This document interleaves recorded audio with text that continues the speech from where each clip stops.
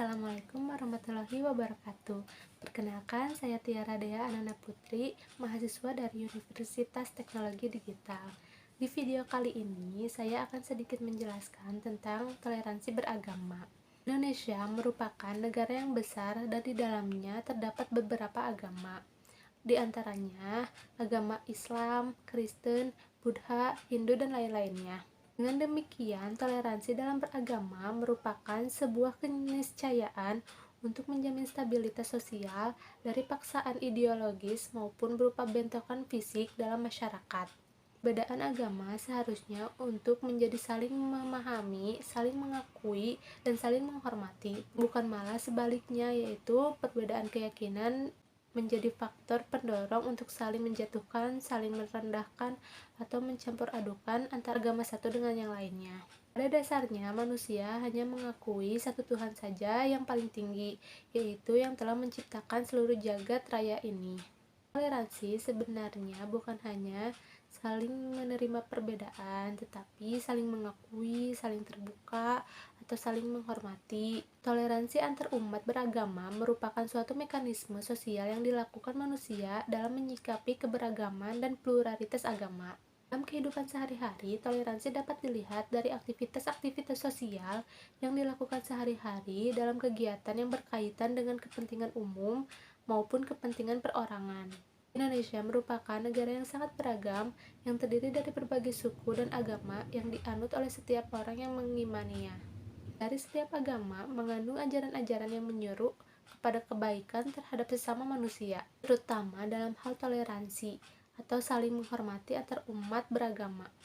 Agama dan toleransi antar umat beragama di Indonesia lebih baik dibandingkan dengan negara-negara di barat.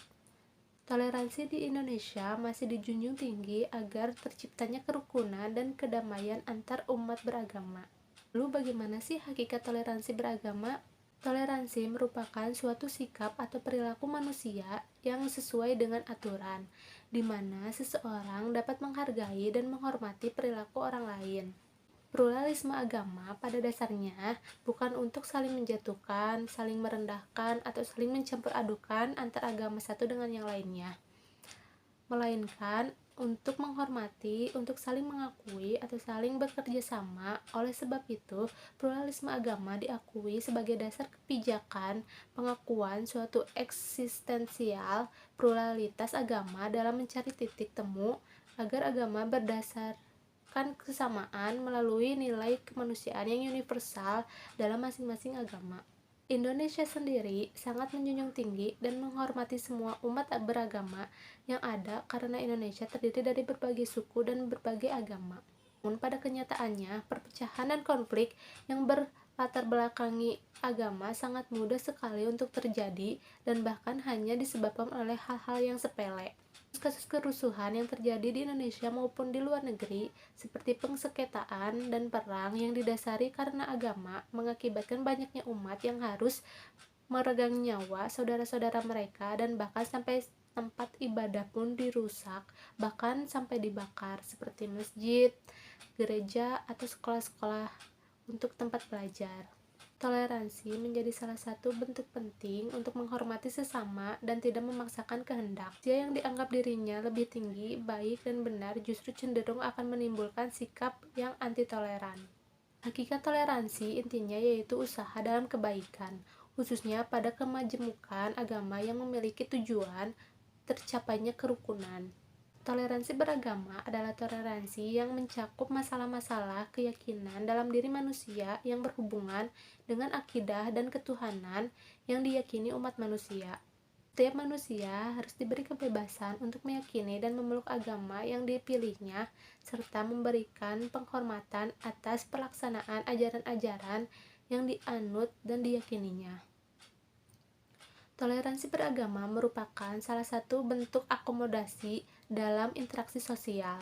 Manusia beragama secara sosial tidak bisa memunafikan bahwa mereka harus bergaul dan bukan hanya karena kelompok tersendiri.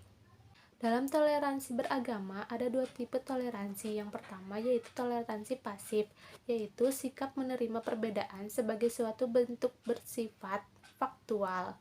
Yang kedua yaitu toleransi aktif, yaitu toleransi yang melibatkan diri dengan yang lainnya di tengah perbedaan dan keagamaan. Toleransi aktif merupakan ajaran semua agama.